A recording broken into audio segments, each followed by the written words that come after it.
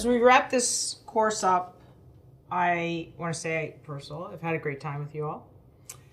And what we've done through this course has been to consider the individual.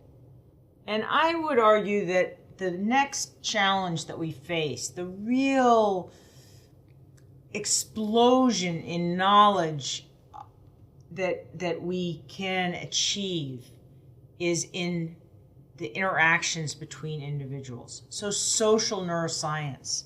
Now the complexities are going to add and more than add. They are going to multiply. And what I just want to, in this last segment, I just want to tell you a little bit about why I think that's the case. First of all, we are social animals. We, like all mammals. Why are all mammals social animals? Because at the very get-go, when we're born, we need mother's milk. And if that interaction fails, if mom doesn't provide milk and the baby doesn't actually get the milk, doesn't receive the milk, the baby dies and things don't work. So we are obligatory social animals, at least for that initial period when the young, mammalian young, are helpless.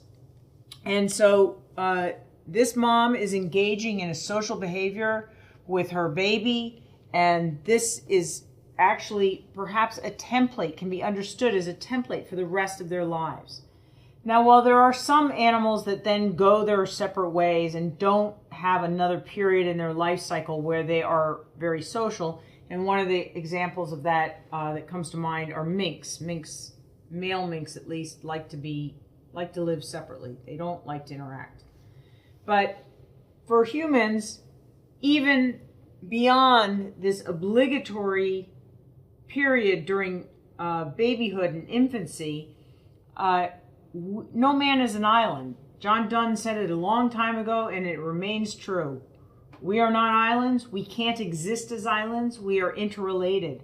William James thought of this as the idea that, in fact, the self extends not only to other people, but to everything that you care about. That's yourself. That the physical limits of the body are not that important. That as far as our psychological understanding of self goes, that it extends to everything that we care and make a priority and use in our daily life. So in that realm, ourselves are very large entities, and certainly they encompass multiple other individuals in the world. This is not a particularly human trait. It's not a human trait at all, in fact. And we know that other primates, other apes and other primates show social behaviors that are very advanced. We know that elephants show very advanced social behaviors. I recommend the books by Frans de Waal if you're interested in that kind of science. It's a very interesting science. But it doesn't take a primate or even an elephant to be social. In my own work, in my laboratory, when I'm not here with you, I actually study rats. And what we found is that the rats are extremely nice to each other. When one's in need, the other one helps them. That's pretty nice.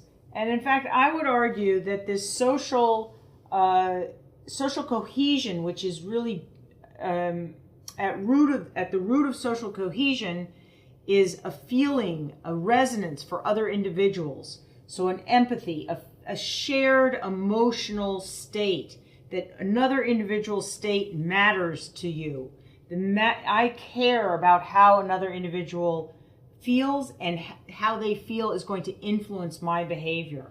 That kind of interrelatedness, social interrelatedness, is something that we share with all sorts of mammals, all of the mammals, including rats. And I will just end with a really beautiful quote that I happened upon when I was in San Diego. And this is from Martin Luther King Jr., who said, "Every man must decide whether he will walk in the light of creative altruism or the darkness of destructive selfishness." This is the judgment. Life's most persistent and urgent question is, what are you doing for others? And this might be a statement of humanity to some, but I would say that this is a statement of mammalian neurobiology. And with that, I thank you all for taking this MOOC, and I hope to see you in the future.